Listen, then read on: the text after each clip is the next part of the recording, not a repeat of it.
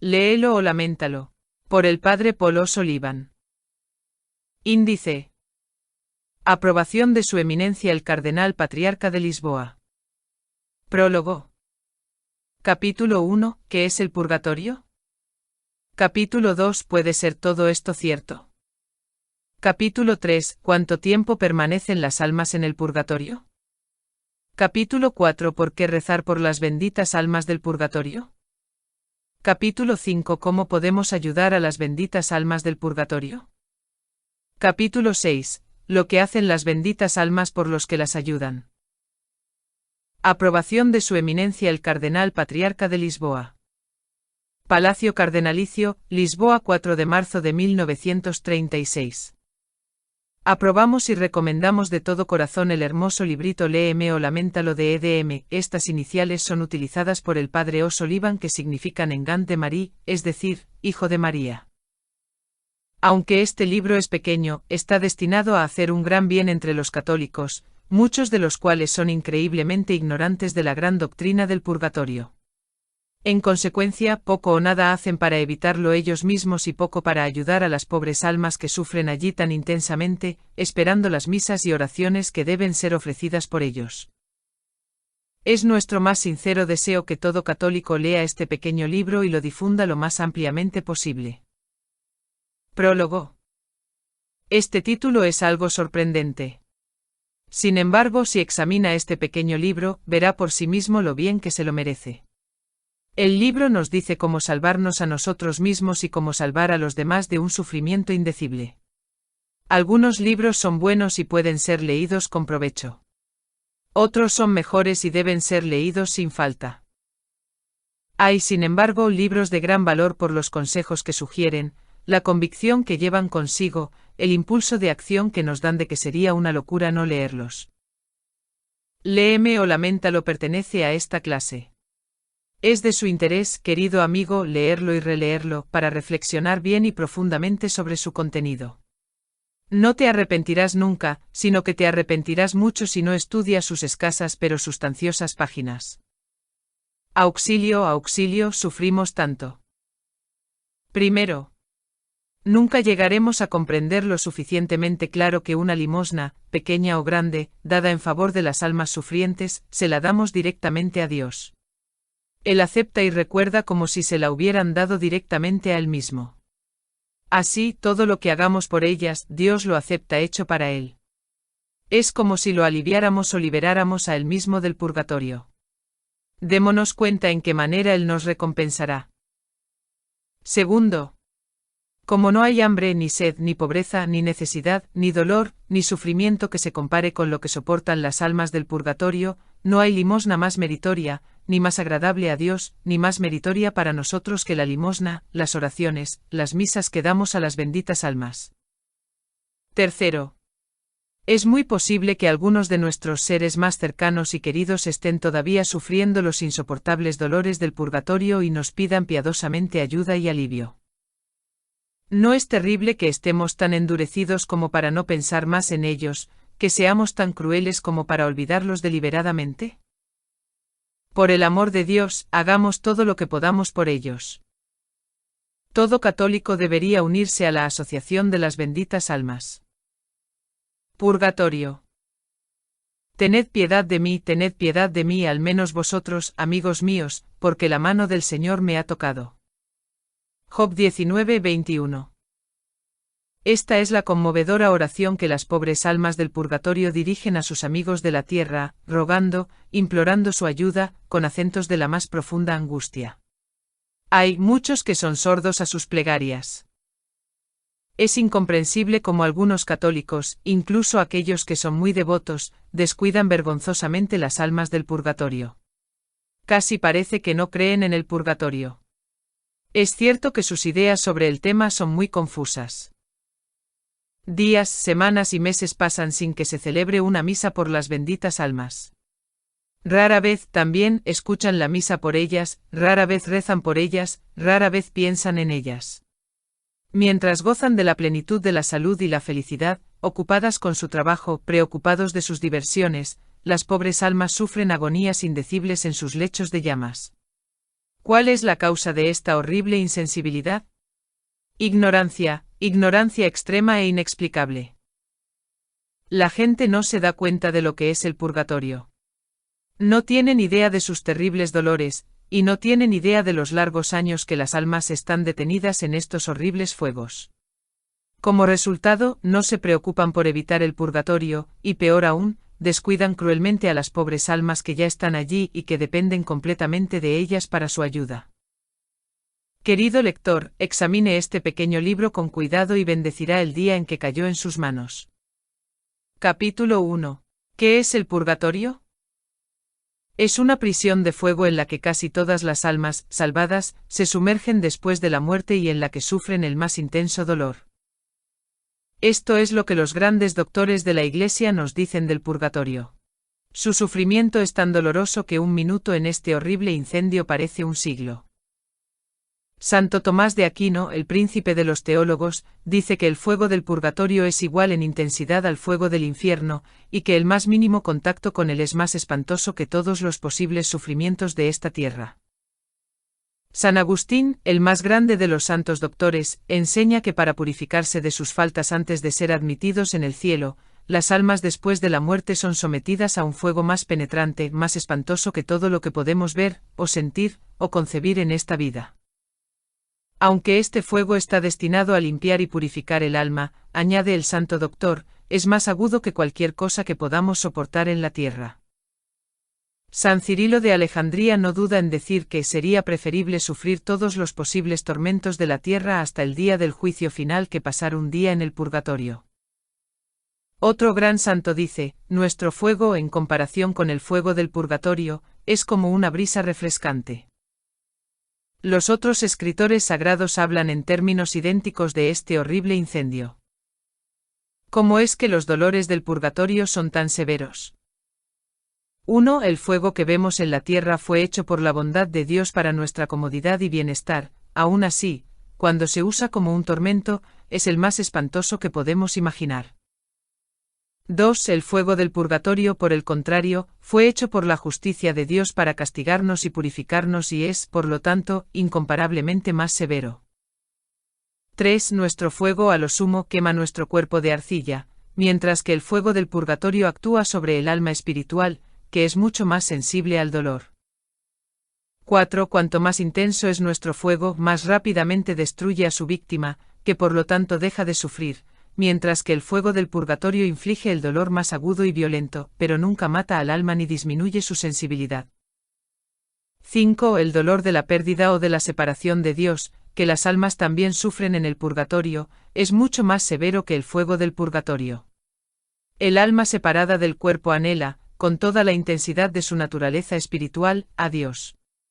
Se consume con un intenso deseo de ir hacia Él. Sin embargo, se mantiene en reserva. No hay palabras para describir la angustia de este deseo insatisfecho. Qué locura, por lo tanto, es que los seres inteligentes no tomen todas las precauciones posibles para evitar tan terrible destino. Es una tontería decir que no puede ser así, que no podemos entenderlo, que es mejor no pensar ni hablar de ello. El hecho sigue siendo siempre el mismo, lo creamos o no, que los dolores del purgatorio están más allá de todo lo que podemos imaginar o concebir. Estas son las palabras de San Agustín. Capítulo 2. ¿Puede ser todo esto verdad? La existencia del purgatorio es tan cierta que ningún católico ha dudado de ella. Fue enseñado desde los primeros días de la Iglesia y fue aceptado con una fe indudable dondequiera que se predicara el Evangelio. La doctrina se revela en la Sagrada Escritura y ha sido transmitida por la tradición, enseñada por la Iglesia infalible y creída por millones y millones de fieles de todos los tiempos. Sin embargo, como hemos señalado, las ideas de muchos son vagas y superficiales en este tema tan importante. Son como una persona que cierra los ojos y camina deliberadamente sobre el borde de un precipicio. Harían bien en recordar que el mejor medio de disminuir nuestro tiempo de permanencia en el purgatorio, o de evitarlo por completo, es tener ideas claras de ello, pensar bien en ello y adoptar los medios que Dios ofrece para evitarlo. No pensar en ello es fatal. No es otra cosa que preparar para sí mismos un purgatorio temerosamente largo y riguroso. El príncipe polaco. Un príncipe polaco que por alguna razón política, había sido exiliado de su país natal, compró un hermoso castillo y una propiedad en Francia. Desafortunadamente había perdido la fe de su infancia y estaba, en el momento de nuestra historia, ocupado en escribir un libro contra Dios y la existencia de una vida futura. Paseando una noche en su jardín, se encontró con una pobre mujer que lloraba amargamente. La interrogó sobre la causa de su dolor. «Ay, príncipe», respondió ella, «soy la esposa de Jean-Marie, su antiguo mayordomo, que murió hace 2 días. Fue un buen marido para mí y un fiel servidor de su Alteza. Su enfermedad fue larga y gasté todos nuestros ahorros en los médicos, y ahora no me queda nada para que se celebren misas por su alma». El príncipe, conmovido por su dolor, dijo algunas palabras amables y, aunque profesando no creer más en una vida futura, le dio algunas monedas de oro para que se celebraran misas por el alma de su marido. Poco después, fue de nuevo por la tarde, el príncipe estaba en su estudio trabajando febrilmente en su obra. Escuchó un fuerte golpe en la puerta y sin levantar la vista llamó al visitante a entrar. La puerta se abrió lentamente y un hombre entró y se puso de pie frente al escritorio del príncipe. Al levantar la vista, cuál no sería el asombro del príncipe al ver a Jean-Marie, su mayordomo muerto, mirándolo con una dulce sonrisa. «Príncipe», dijo, «vengo a agradecerle las misas que permitió que mi esposa mandara a rezar por mi alma. Gracias a la sangre salvadora de Cristo, que fue ofrecida por mí, ahora voy al cielo, pero Dios me ha permitido venir y agradecerle su generosa limosna». Luego añadió de manera impresionante: «Príncipe, hay un Dios, una vida futura, un cielo y un infierno». Habiendo dicho estas palabras, desapareció. El príncipe se arrodilló y pronunció un ferviente credo: «Creo en Dios». San Antonino y su amigo. Aquí hay una narración un tanto diferente, pero no menos instructiva. San Antonino, el ilustre arzobispo de Florencia, relata que un piadoso caballero había muerto, que era un gran amigo del convento dominico en el que residía el santo. Se ofrecieron muchas misas y sufragios por su alma. El santo se sintió muy afligido cuando, después de mucho tiempo, se le apareció el alma del pobre caballero, sufriendo dolores insoportables. «Oh, mi querido amigo», exclamó el arzobispo, «¿todavía estás en el purgatorio, tú que llevaste una vida tan piadosa y devota?» «Sí, permaneceré allí por mucho tiempo», respondió el pobre sufriente, «porque cuando estaba en la tierra no ofrecí sufragios por las almas del purgatorio. Ahora Dios, por un justo juicio, ha aplicado los sufragios que se han ofrecido por mí a aquellas almas por las que debería haber rezado. Pero también Dios, en su justicia, me dará todos los méritos de mis buenas obras cuando entre en el cielo, pero antes debo expiar mi grave descuido con respecto a los demás. Tan ciertas son las palabras de nuestro Señor: con la vara con que midáis, se os medirá. Recordad vosotros que leéis estas líneas, que el terrible destino de este piadoso caballero será el destino de todos aquellos que se nieguen a rezar y se nieguen a ayudar a las benditas almas. Capítulo 3. ¿Cuánto tiempo permanecen las almas en el purgatorio? El tiempo de permanencia de las almas en el purgatorio depende de a. El número de sus faltas. b. La malicia y la deliberación con que se han cometido. c. La penitencia hecha o no hecha, la satisfacción hecha o no hecha por los pecados durante la vida. d. Mucho depende también de los sufragios ofrecidos por ellas después de la muerte. Lo que se puede decir con seguridad es que el tiempo que las almas pasan en el purgatorio es, por regla general, mucho más largo de lo que la gente comúnmente imagina. Citaremos algunos de los muchos ejemplos que se cuentan en las vidas y revelaciones de los santos. El padre de San Luis Bertrán fue un cristiano ejemplar, como es natural, al ser el padre de un santo tan grande. Incluso había deseado convertirse en un monje cartujo hasta que aprendió que no era la voluntad de Dios para él. Cuando murió tras largos años de práctica de todas las virtudes cristianas, su santo hijo, consciente de los rigores de la justicia de Dios, ofreció muchas misas y derramó las más fervientes súplicas por el alma que tanto amaba. Una visión de su padre aún en el purgatorio le obligó a intensificar 100 veces sus sufragios. Añadió severas penitencias y largos ayunos a sus misas y oraciones. Sin embargo, pasaron 8 años enteros antes de que obtuviera la liberación de su padre. La hermana de San Malaquías estuvo retenida en el purgatorio durante mucho tiempo, a pesar de las misas, oraciones y mortificaciones heroicas que el santo ofreció por ella. Estaba relacionada con una santa monja de Pamplona, que había logrado liberar a muchas monjas carmelitas del purgatorio, que la mayoría de ellas habían pasado allí periodos de 30 a 60 años. Monjas carmelitas en el purgatorio durante 40, 50 y 60 años. ¿Qué será para aquellos que viven en medio de las tentaciones del mundo y con todos sus cientos de debilidades? San Vicente Ferrer, después de la muerte de su hermana, rezó con increíble fervor por su alma y ofreció muchas misas por su liberación. Ella se le apareció al fin y le dijo que si no hubiera sido por su poderosa intercesión ante Dios, ella debería haber permanecido un tiempo interminable en el purgatorio. En la orden dominica es la regla rezar por los maestros generales por nombre en sus aniversarios. Muchos de ellos han muerto hace varios cientos de años. Eran hombres especialmente eminentes por su piedad y aprendizaje. Esta regla no sería aprobada por la Iglesia si no fuera necesaria y prudente. No queremos dar a entender que todas las almas están detenidas por igual en los fuegos expiatorios. Muchos han cometido faltas menores y han hecho más penitencia. Por lo tanto, su castigo será mucho menos severo.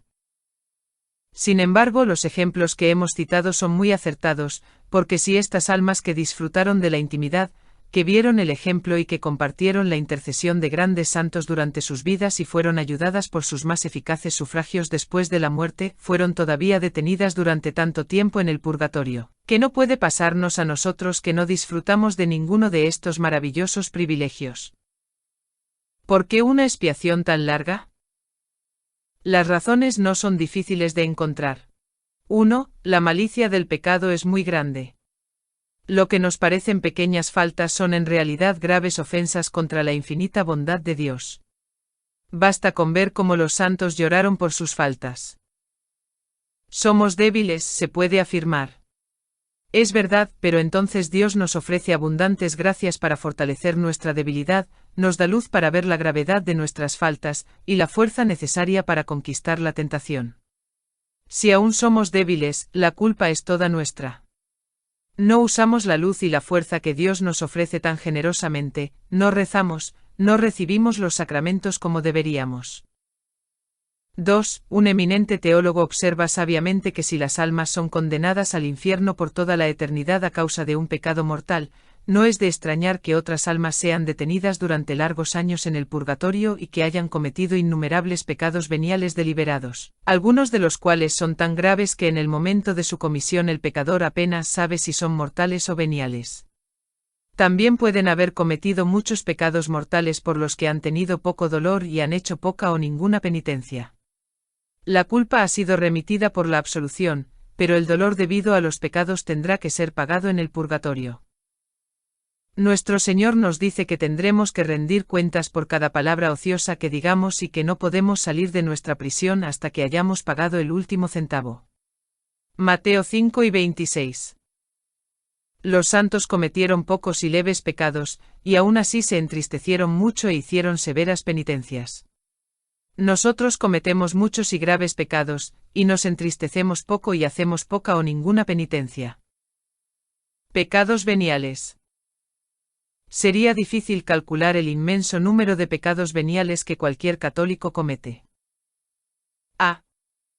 Hay un número infinito de faltas de amor propio, de egoísmo, pensamientos, palabras y actos de sensualidad, también en 100 formas, faltas de caridad en pensamiento, palabra y obra, pereza, vanidad, celos, tibieza e innumerables otras faltas.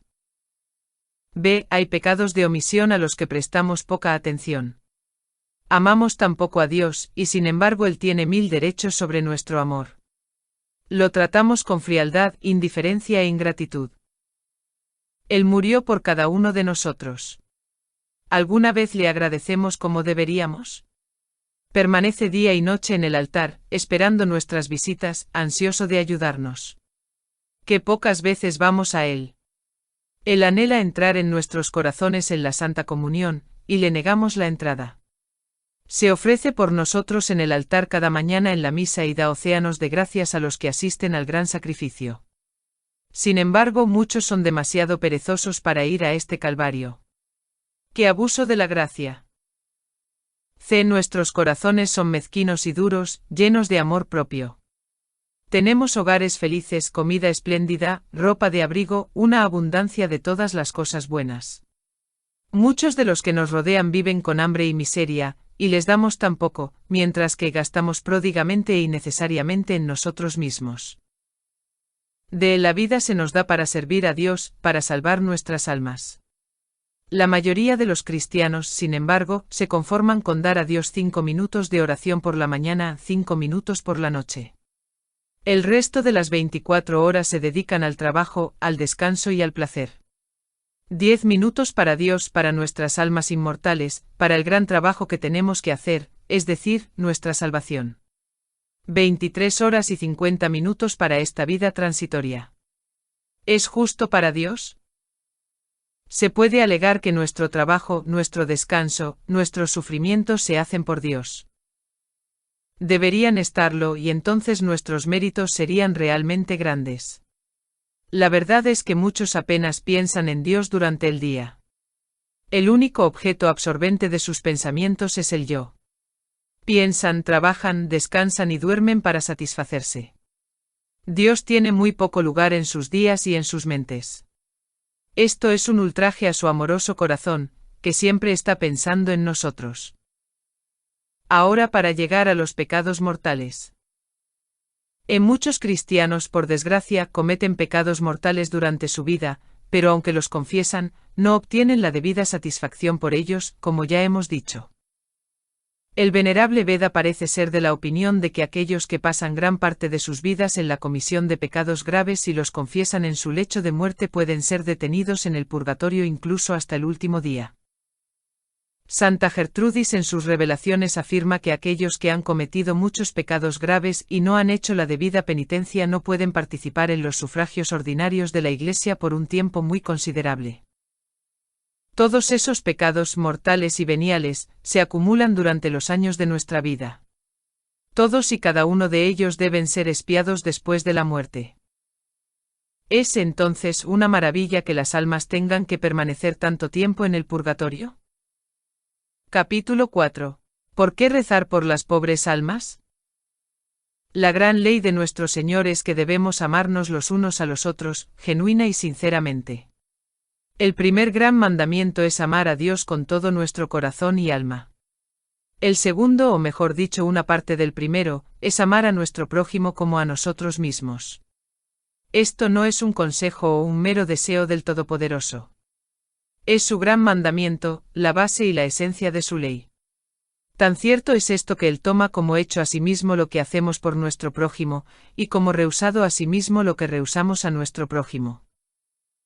Leemos en el Evangelio de San Mateo, Mateo 25, 34 a 46, las palabras que Cristo dirigirá a los justos en el día del juicio. Entonces el Rey dirá a los que estén a su derecha: venid, benditos de mi Padre, poseed el reino preparado para vosotros desde la fundación del mundo. Porque tuve hambre y me disteis de comer, tuve sed y me disteis de beber, fui forastero y me acogisteis, desnudo y me cubriste, enfermo y me visitaste, estaba en prisión, y tú viniste a mí. Entonces los justos le responderán diciendo: Señor, ¿cuándo te vimos hambriento y te alimentamos, sediento y te dimos de beber? ¿Y cuándo te vimos forastero y te acogimos? ¿O desnudo y te cubrimos? ¿O cuándo te vimos enfermo o en la cárcel, y vinimos a ti? Y el Rey, respondiendo, les dirá: os aseguro que mientras lo hicisteis con uno de estos hermanos míos más pequeños, me lo hicisteis a mí. Entonces les dirá también a los que están a su izquierda: apartaos de mí, malditos, al fuego eterno preparado para el diablo y sus ángeles. Porque tuve hambre y no me disteis de comer, tenía sed y no me disteis de beber. Fui forastero y no me acogisteis, desnudo y no me cubristeis, enfermo y en la cárcel y no me visitasteis. Entonces ellos también le responderán diciendo: Señor, ¿cuándo te vimos hambriento, o sediento, o forastero, o desnudo, o enfermo, o en la cárcel, y no te atendimos? Entonces Él les responderá diciendo: os aseguro que mientras no lo hayáis hecho con uno de estos últimos, tampoco lo habéis hecho conmigo. Estos irán al castigo eterno, pero los justos a la vida eterna. Algunos católicos parecen pensar que esta ley ha caído en suspenso en estos días de autoafirmación y egoísmo, cuando cada uno solo piensa en sí mismo y en su engrandecimiento personal. Es inútil insistir en la ley del amor hoy en día, dicen, cada uno tiene que cambiar por sí mismo o hundirse. No existe tal cosa. La gran ley de Dios sigue y seguirá estando en plena vigencia. No es más que nunca necesario, más que nunca nuestro deber y más que nunca nuestro mejor interés. Estamos obligados a rezar por las benditas almas. Siempre estamos obligados a amarnos y ayudarnos mutuamente, pero cuanto mayor es la necesidad de nuestro prójimo, más rigurosa y urgente es esta obligación. No es un favor que podamos hacer o dejar de hacer, es nuestro deber, debemos ayudarnos mutuamente. Sería un crimen monstruoso, por ejemplo, negar a los pobres y a los indigentes el alimento necesario para mantenerlos con vida. Sería espantoso rechazar la ayuda a alguien en la más absoluta necesidad, pasar de largo y no extender una mano para salvar a un hombre que se ahoga. No solo debemos ayudar a los demás cuando sea fácil y conveniente, sino que debemos hacer todos los sacrificios, cuando sea necesario, para socorrer a nuestro hermano en apuros.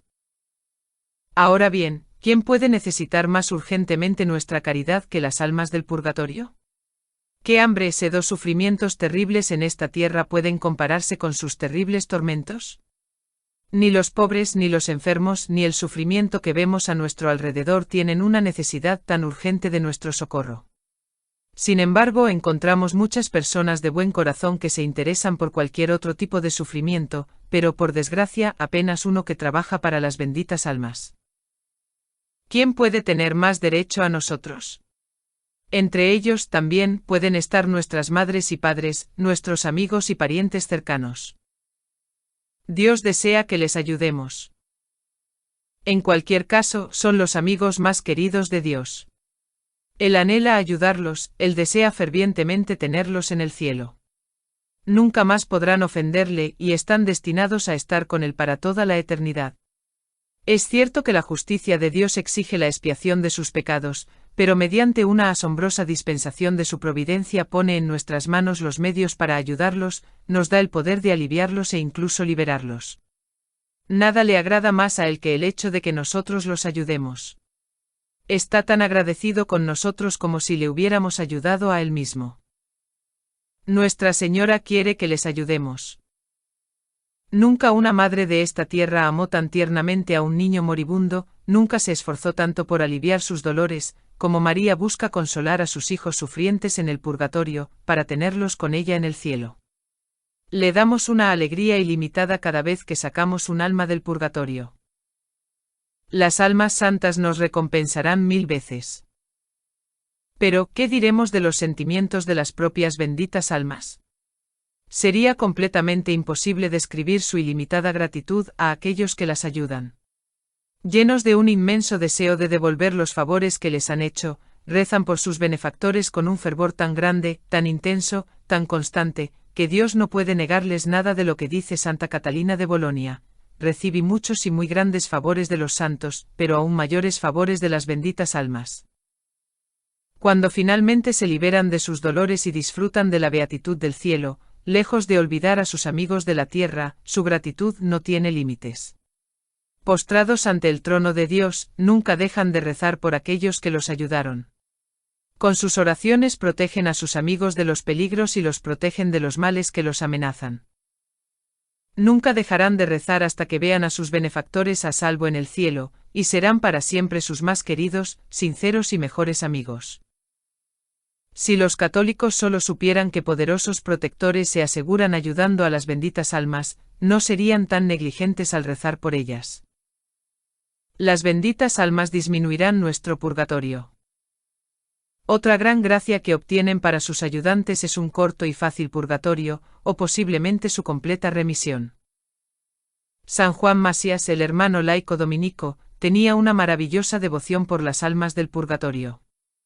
Obtuvo por sus oraciones, principalmente por el rezo del rosario, la liberación de 1.400.000 almas.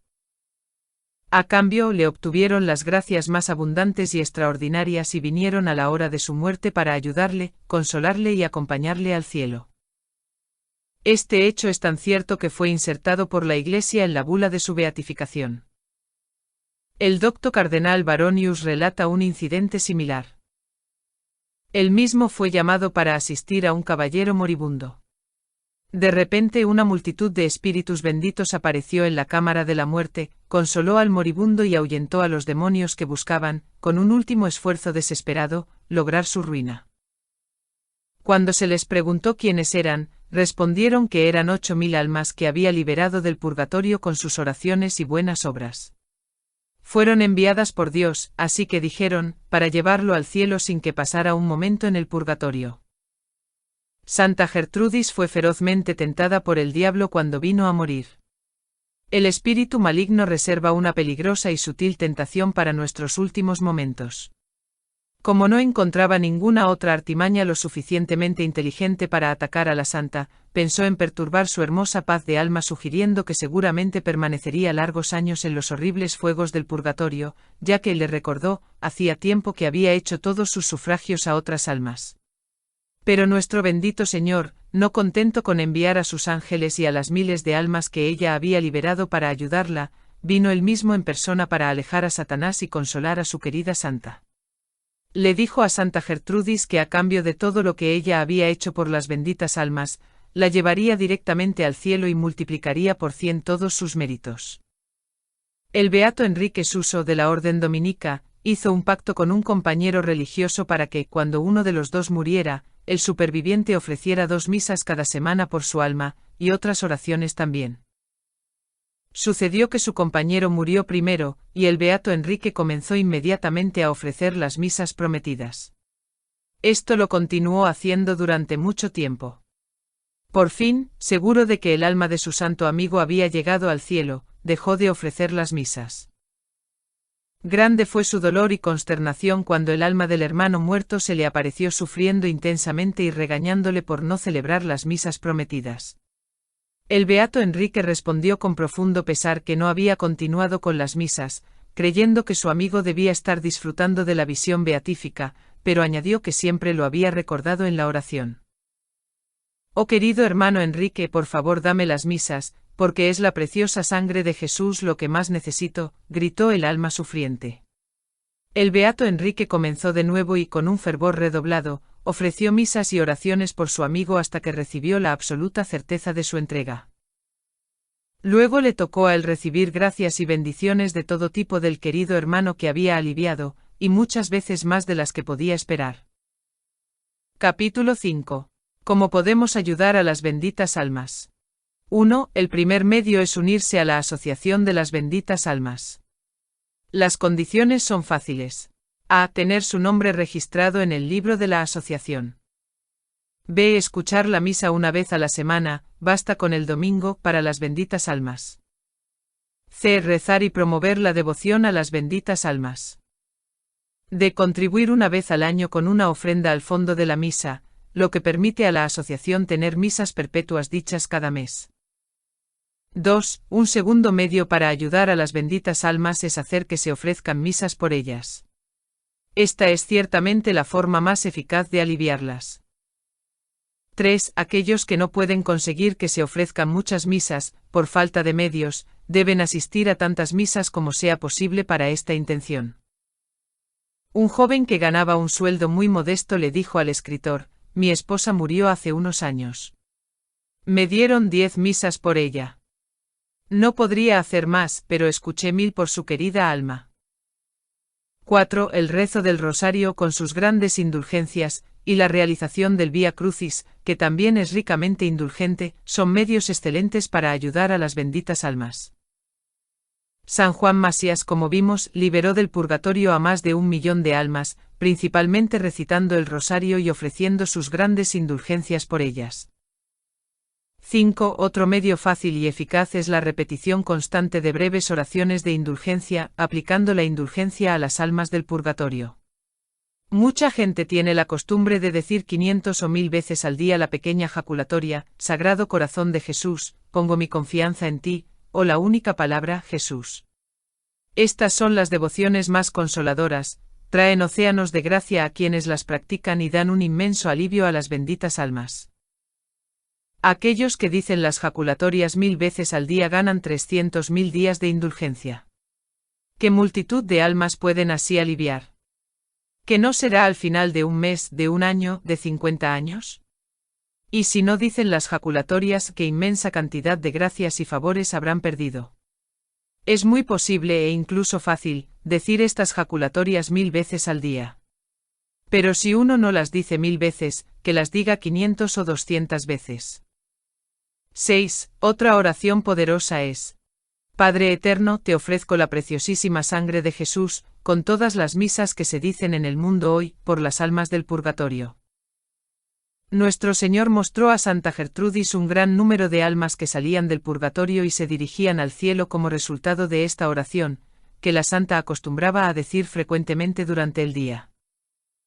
7. El acto heroico consiste en ofrecer a Dios en favor de las almas del purgatorio todas las obras de satisfacción que practicamos durante la vida y todos los sufragios que se ofrecerán por nosotros después de la muerte. Si Dios recompensa tan abundantemente la más insignificante limosna dada a un pobre hombre en su nombre, ¿qué inmensa recompensa no dará a aquellos que ofrezcan todas sus obras de satisfacción en la vida y en la muerte por las almas que tanto ama? Esta ley no impide que los sacerdotes ofrezcan misa por las intenciones que deseen, o que los laicos recen por las personas u otras intenciones que deseen. Aconsejamos a todos que hagan este acto. La limosna ayuda a las benditas almas. San Martín le dio la mitad de su capa a un pobre mendigo, solo para descubrir después que se la había dado a Cristo. Nuestro Señor se le apareció y le dio las gracias. El beato Jordán de la Orden Dominica nunca pudo negarse a dar una limosna cuando se le pidió en el nombre de Dios. Un día había olvidado su bolso. Un pobre hombre imploró una limosna por el amor de Dios. En lugar de rechazarlo, Jordán, que entonces era un estudiante, le dio un precioso cíngulo o faja que apreciaba mucho. Poco después entró en una iglesia y encontró su cíngulo rodeando la cintura de una imagen de Cristo crucificado. Él también le había dado su limosna a Cristo. Todos damos nuestra limosna a Cristo. Resolución. A. Demos todas las limosnas que podamos. B. Digamos todas las misas que podamos. C. Oigamos tantas como sea posible. D. Ofrezcamos todos nuestros dolores y sufrimientos para el alivio de las benditas almas. Así libraremos a innumerables almas del purgatorio, que nos devolverán 10.000 veces. Capítulo 6. Lo que las benditas almas hacen por aquellos que las ayudan. San Alfonso María de Ligorio dice que aunque las benditas almas no pueden merecer por sí mismas, pueden obtener para nosotros grandes gracias. No son, formalmente hablando, intercesoras, como los santos, pero a través de la dulce providencia de Dios, pueden obtener para nosotros favores asombrosos y liberarnos de males, enfermedades y peligros de todo tipo. Está fuera de toda duda, como ya hemos dicho, que nos pagan 1000 veces por todo lo que hacemos por ellos. Los siguientes hechos, algunos cientos de los cuales podríamos citar, son suficientes para mostrar lo poderosos y generosos que son los amigos de las benditas almas. Como una chica encontró a su madre. Una pobre sirvienta francesa llamada Juana María escuchó una vez un sermón sobre las benditas almas que le causó una impresión indeleble. Se conmovió profundamente al pensar en los intensos e incesantes sufrimientos que las pobres almas soportan, y se horrorizó al ver cuán cruelmente son descuidadas y olvidadas por sus amigos en la tierra. Entre otras cosas, el predicador subrayó que muchas almas que en realidad están cerca de su liberación, una sola misa podría bastar para liberarlas, están a menudo detenidas durante mucho tiempo, puede ser durante años, solo porque el último sufragio necesario ha sido retenido u olvidado o descuidado. Con su simple fe, Juana María resolvió que, cueste lo que cueste, haría que se dijera una misa por las pobres almas cada mes, especialmente por el alma más cercana al cielo.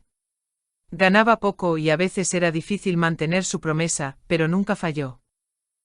En una ocasión fue a París con su ama y allí cayó enferma, por lo que se vio obligada a ir al hospital. Desafortunadamente la enfermedad fue larga y su ama tuvo que volver a casa, esperando que su criada se reuniera pronto con ella.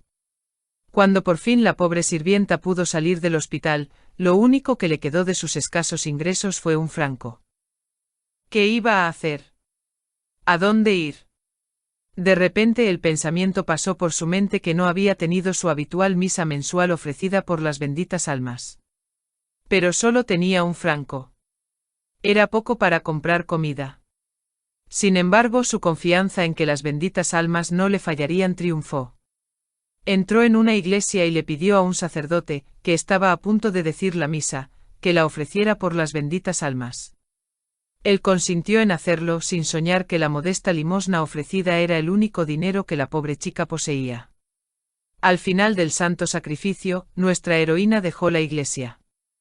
Una ola de tristeza nubló su rostro, se sintió totalmente desconcertada. Un joven caballero, conmovido por su evidente angustia, le preguntó si estaba en problemas y si podía ayudarla. Ella contó su historia brevemente y terminó diciendo cuánto deseaba trabajar. De alguna manera se sintió consolada por la forma amable en que el joven escuchó lo que ella dijo, y recuperó totalmente su confianza. Estoy encantado más allá de toda medida, dijo, de ayudarla. Conozco a una dama que incluso ahora está buscando una sirvienta. Venid conmigo. Y diciendo eso la llevó a una casa no muy lejana y le pidió que tocara la campana, asegurándole que encontraría trabajo. En respuesta a su llamada, la propia señora de la casa abrió la puerta y preguntó lo que Juana María necesitaba. Señora, dijo, me han dicho que está buscando una sirvienta. No tengo trabajo y debería estar contenta de conseguir el puesto. La dama se sorprendió y respondió, ¿quién podría haberle dicho que necesitaba un sirviente? Hace solo unos minutos tuve que despedir a mi criada, y eso en un momento dado. ¿No la conoció? No, señora. La persona que me informó de que necesitaba una criada era un joven caballero. Imposible, exclamó la señora. Ningún joven, de hecho nadie, podría haber sabido que yo necesitaba un sirviente. Pero señora, respondió la chica con entusiasmo, señalando un cuadro en la pared, ese es el joven que me lo dijo. Vaya, niña, es mi único hijo, que lleva muerto más de un año. Muerto o no, afirmó la muchacha con profunda convicción en su voz, fue él quien me dijo que viniera a usted, e incluso me llevó a la puerta. Mira la cicatriz sobre su ojo, lo reconocería en cualquier parte. Luego siguió la historia completa de cómo, con su último franco, había hecho que se ofreciera la misa por las benditas almas, especialmente por las más cercanas al cielo. Convencida por fin de la verdad de lo que Juana María le había dicho, la señora la recibió con los brazos abiertos. Ven, dijo, aunque no como mi sirvienta, sino como mi querida hija. Has enviado a mi querido hijo al cielo. No tengo ninguna duda de que fue él quien te trajo a mí. Como un pobre chico se convirtió en obispo, cardenal y santo. San Pedro Damián perdió a su padre y a su madre poco después de su nacimiento. Uno de sus hermanos lo adoptó, pero lo trató con una dureza antinatural, obligándolo a trabajar duro y dándole comida pobre y poca ropa. Un día Pedro encontró una pieza de plata, que representaba para él una pequeña fortuna. Un amigo le dijo que podía usarla conscientemente para sí mismo, ya que el dueño no podía ser encontrado. La única dificultad que tuvo Pedro fue elegir lo que más necesitaba, porque necesitaba muchas cosas. Mientras daba vueltas al asunto en su joven mente, se le ocurrió que podía hacer algo mejor, es decir, hacer que se celebrara una misa por las benditas almas del purgatorio, especialmente por las almas de sus queridos padres. A costa de un gran sacrificio, puso en práctica este pensamiento e hizo que se ofreciera la misa. Las benditas almas pagaron su sacrificio muy generosamente. A partir de ese día un cambio completo se hizo evidente en su fortuna. Su hermano mayor llamó a la casa donde vivía y, horrorizado por las brutales penurias a las que estaba sometido el pequeño, dispuso que fuera entregado a su propio cuidado. Lo vistió y lo alimentó como a su propio hijo, y lo educó y cuidó con mucho cariño. Bendición tras bendición. Los maravillosos talentos de Pedro se hicieron conocidos, y fue rápidamente promovido al sacerdocio, algún tiempo después fue elevado al episcopado y finalmente nombrado cardenal. Los milagros atestiguaron su gran santidad, de modo que después de la muerte fue canonizado y nombrado doctor de la Iglesia. Estas maravillosas gracias le llegaron después de la misa que se celebró por las benditas almas. Una aventura en los Apeninos. Un grupo de sacerdotes fue llamado a Roma para tratar un grave asunto de negocios. Eran portadores de importantes documentos, y se les confió una gran suma de dinero para el Santo Padre. Conscientes de que los Apeninos por los que tenían que pasar, estaban infestados de atrevidos bandidos, eligieron un conductor de confianza. No había ningún túnel a través de las montañas ni tren en aquellos días.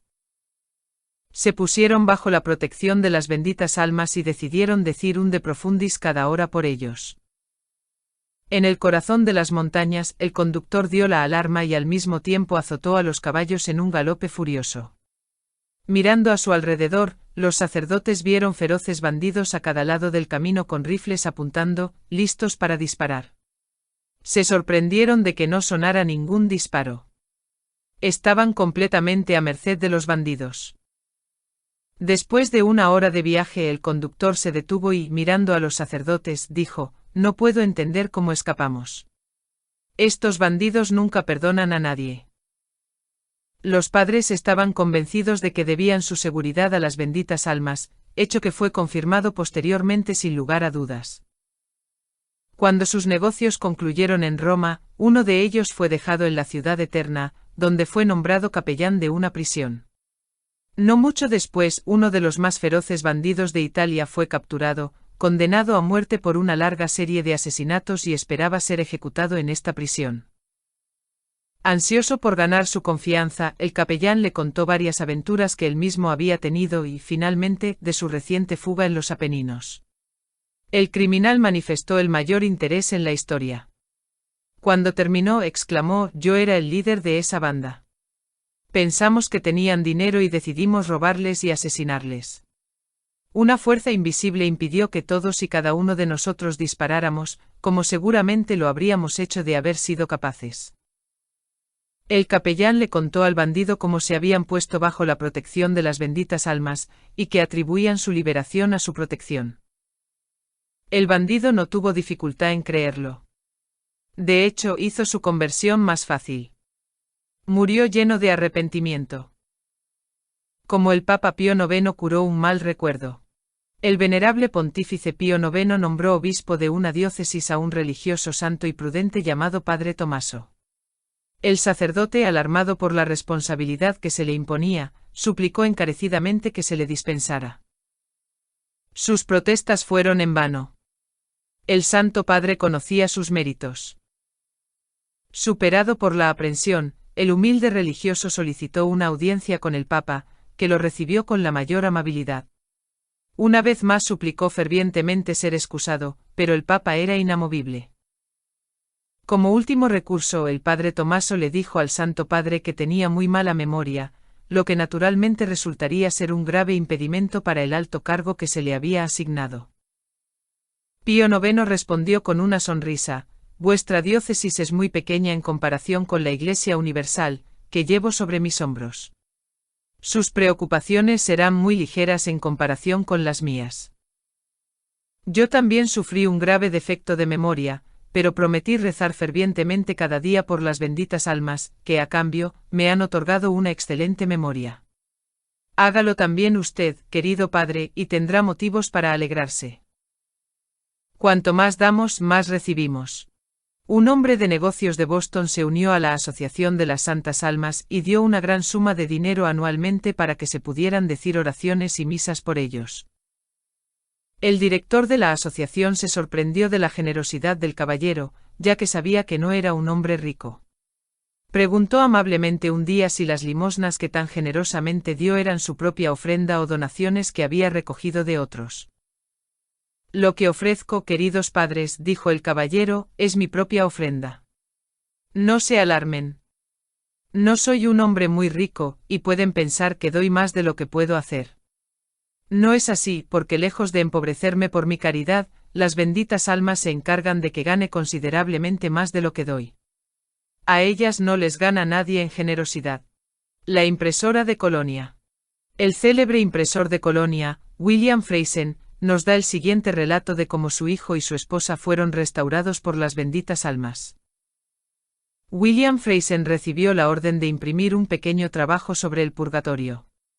Cuando estaba corrigiendo las pruebas, su atención fue captada por los hechos narrados en el libro. Aprendió por primera vez qué maravillas pueden hacer las benditas almas por sus amigos. Justo en ese momento su hijo cayó gravemente enfermo, y pronto el caso se volvió desesperado. Recordando lo que había leído sobre el poder de las benditas almas, Friesen prometió inmediatamente difundir, a su costa, 100 copias del libro que su empresa estaba imprimiendo. Para hacer la promesa más solemne, fue a la iglesia y allí hizo su voto. De inmediato una sensación de paz y confianza llenó su alma. De regreso a casa, el muchacho, que no había podido tragar una gota de agua, pidió comida. Al día siguiente estaba fuera de peligro y pronto se curó completamente. Inmediatamente Friesen ordenó que se distribuyeran los libros sobre el purgatorio, seguro de que era la mejor manera de obtener ayuda para las almas que sufrían, interesando a un centenar de personas en ellos. Nadie que sepa lo que sufren las pobres almas puede negarse a rezar por ellas. El tiempo pasó, y una nueva pena cayó sobre su familia. Esta vez su querida esposa fue golpeada y, a pesar de todos los cuidados, empeoró cada día. Perdió el uso de su mente y quedó casi completamente paralizada, por lo que el médico perdió toda esperanza. El marido, pensando en lo que las benditas almas habían hecho por su hijo, corrió de nuevo a la iglesia y prometió distribuir 200 de los libros sobre el purgatorio, pidiendo a cambio el urgente socorro de las benditas almas. Maravilloso de relatar, la aberración mental cesó, la mente de su esposa se normalizó y recuperó el uso de sus miembros y de su lengua. En poco tiempo se recuperó perfectamente. La cura de un cáncer. Doña Joana de Meneses habla así de su cura. Ella estaba sufriendo severamente de un crecimiento canceroso en la pierna y estaba sumida en la pena. Recordando lo que había oído sobre el poder de las almas del purgatorio, resolvió poner toda su confianza en ellas e hizo que se ofrecieran 9 misas por ellas. Prometió además publicar noticias de su cura si se le concedía. Gradualmente la hinchazón bajó, y el tumor y el cáncer desaparecieron. Un escape de los bandidos. El padre Luis Manazzi, un celoso misionero, tenía una gran devoción por las almas del purgatorio. Se vio obligado a emprender un peligroso viaje, pero confiadamente pidió a las benditas almas que le protegieran en los peligros con los que se encontraría. Su camino atravesaba un vasto desierto, que sabía que estaba infestado de bandidos. Mientras avanzaba, rezando el rosario por las benditas almas, no se sorprendió al mirar a su alrededor, sino al encontrarse rodeado por un guardaespaldas, por así decirlo, de espíritus benditos. Pronto descubrió la razón. Había caído en una emboscada de bandidos, pero las benditas almas lo rodearon y expulsaron a los malhechores que buscaban su vida. Las benditas almas no lo abandonaron hasta que estuvo fuera de peligro. Un regreso a la vida. El prior de Cirfontaines nos da su historia. Un joven de mi parroquia cayó peligrosamente enfermo con una fiebre tifoidea. Sus padres se vieron abrumados por el dolor y me pidieron que lo recomendara a las oraciones de los miembros de la Asociación de las Benditas Almas. Era sábado. El muchacho estaba a las puertas de la muerte. Los médicos habían recurrido a todos los remedios. Todo en vano. No se les ocurría nada más. Estaban desesperados. Yo era el único que tenía esperanza. Conocía el poder de las benditas almas, porque ya había visto lo que podían hacer. El domingo rogué a los asociados de las benditas almas que rezaran fervientemente por nuestro amigo enfermo. El lunes el peligro pasó. El chico se curó. Leer y despertar. En mi larga vida, escribe un sacerdote, he notado con asombro cómo pocos católicos dan generosamente a los pobres y necesitados, a pesar de lo que nuestro bendito Señor les ordena. También he observado que algunos católicos son, en efecto, muy generosos y buenos. Algunos se preocupan por los pobres, otros se ocupan de los enfermos. Los leprosos, los tuberculosos, los enfermos de cáncer, los deficientes mentales, todos tienen sus amigos. Algunos prefieren ayudar a los jóvenes, los corazones de otros se dirigen a los ancianos. Todas las clases de pobres y necesitados encuentran campeones, aunque, como he dicho, no son tantos y tan generosos como deberían ser. Lo más extraño de todo es que nunca he conocido a un hombre o mujer que se haya dedicado completamente, de todo corazón, a la más grande de todas las caridades, a la más grande de todos los necesitados, a saber, las benditas almas del purgatorio. Puede que haya unos pocos que lo hagan, pero en mi larga y muy variada experiencia, nunca he conocido a ninguno. Ay, las palabras de este buen sacerdote son muy ciertas. Apelamos a aquellos que aún no se han dedicado a ninguna forma particular de caridad para que dediquen todas sus energías a las benditas almas. Que hagan lo que puedan personalmente y también induzcan a otros a ayudar. El mejor modo es practicar los consejos contenidos en este librito y difundir lo más que puedan, y así hacer cientos de amigos de las benditas almas. ¿Quién puede leerlo y negarse a ayudarles? Apéndice. El escapulario marrón. La siguiente información oficial se obtuvo del Centro Nacional del Escapulario, Darien, Illinois, Estados Unidos el 9 de mayo de 1986. Dos maravillosas promesas de Nuestra Señora del Monte Carmelo están disponibles para aquellos que se han inscrito en el escapulario marrón. La gran promesa de la Santísima Virgen María, dada a San Simón Stock el 16 de julio de 1251, es la siguiente: quien muera llevando este escapulario no sufrirá el fuego eterno. La segunda promesa del escapulario de Nuestra Señora, conocida como el privilegio sabbatino, la palabra sabbatine, que significa sábado, fue dada por la Santísima Virgen María al Papa Juan XXII en el año 1322 y es la siguiente: yo, la Madre de la Gracia, descenderé el sábado después de su muerte y a quien encuentre en el purgatorio, lo liberaré. Hay tres condiciones para obtener este privilegio: 1. El uso del escapulario marrón; 2. La práctica de la castidad según el propio estado de vida; 3. El rezo diario del pequeño oficio de la Santísima Virgen María. Los que no saben leer pueden abstenerse de comer carne los miércoles y sábados en lugar de rezar el pequeño oficio. Además, cualquier sacerdote que tenga facultades diocesanas, esto incluye a la mayoría de los sacerdotes, tiene la facultad adicional de cambiar el tercer requisito por otro trabajo piadoso, por ejemplo, el rosario diario. Debido a la grandeza del privilegio sabbatino, la Orden de las Carmelitas sugiere que el tercer requisito no se conmute por nada menos que el rezo diario de 7 Padrenuestros, 7 Avemarías y 7 Glorias a los Padres. Dios les bendiga.